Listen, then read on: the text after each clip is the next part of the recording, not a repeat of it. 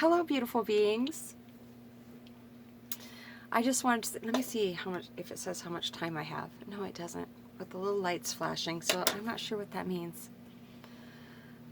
Okay, so 9 years ago today was the day of my awakening.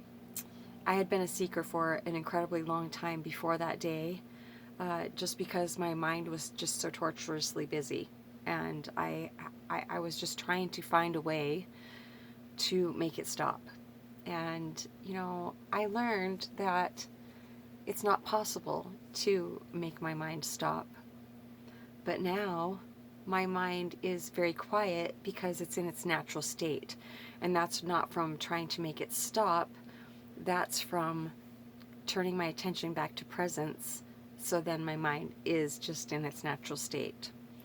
So that is the effort. If there is an effort, it's the effort of taking my attention away from what I may be thinking at any given moment, right back to presence. So that's what I've been practicing in a nutshell for the last 9 years. And I mean, the ascension process isn't easy for anybody. So I feel like I have actually shed the bulk of the unnecessary personal identity from lifetimes, actually, and this lifetime.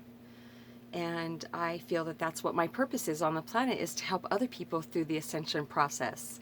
I asked the ancients once, if somebody asked me what is your title, for lack of better words, what would I say? And so I just listened in the silence, and in came, you are a being doula. Because through this ascension process, it's like round and round and round and round, often so many times back to the same thing, to shed a little bit more, a little bit more, a little bit more, just a little bit more of the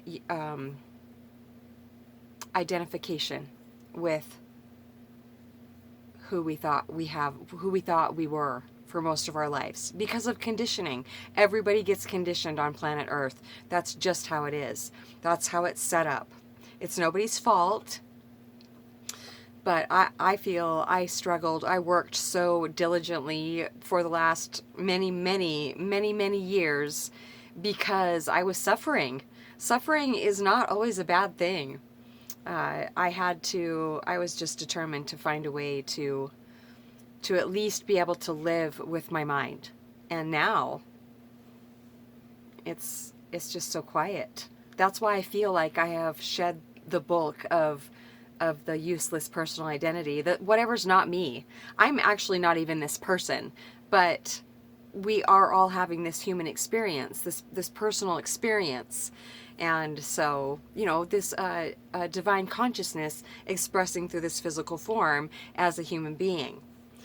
But I know, even as I talk to you as a person, I don't have to constantly think, I'm not this person. And I don't think anything about it. What I have been working so hard on, obviously, was to try to get away from my mind, or live with it, or make it be quiet, make it stop.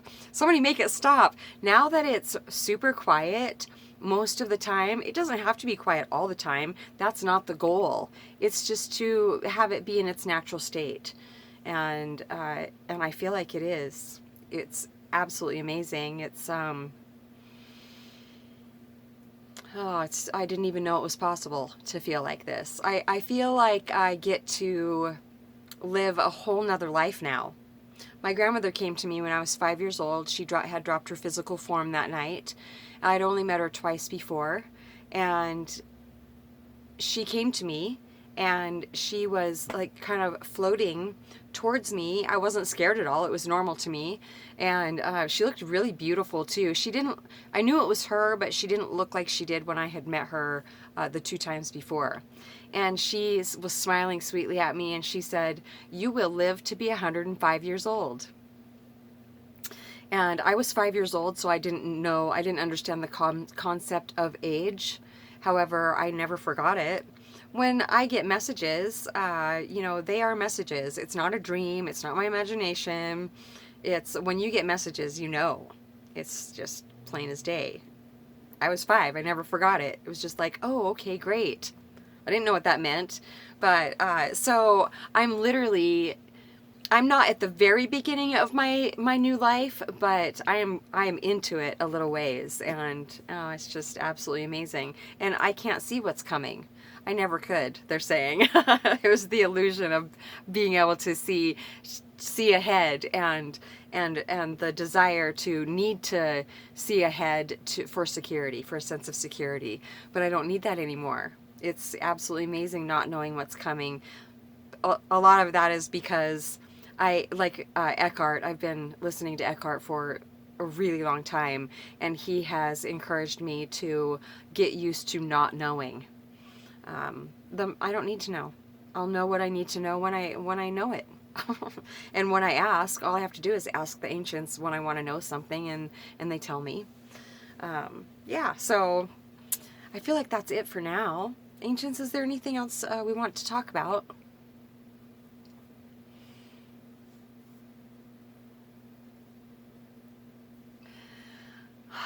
I just feel like so many, like, just this excitement all the time now. Just lately, since the partial solar eclipse and the last new moon, I've just felt just incredibly more abundant than normal. I just have this excitement like a little kid, like there's something absolutely amazing coming. Yeah, and it hasn't ended, so it's pretty amazing.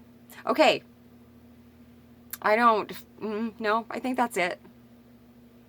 If you're tortured by your mind and you would like some help getting out of that dangerous neighborhood, don't hesitate to reach out. We would love to talk to you. Satsongwithmamag@gmail.com, or you could leave me a comment in the comment section.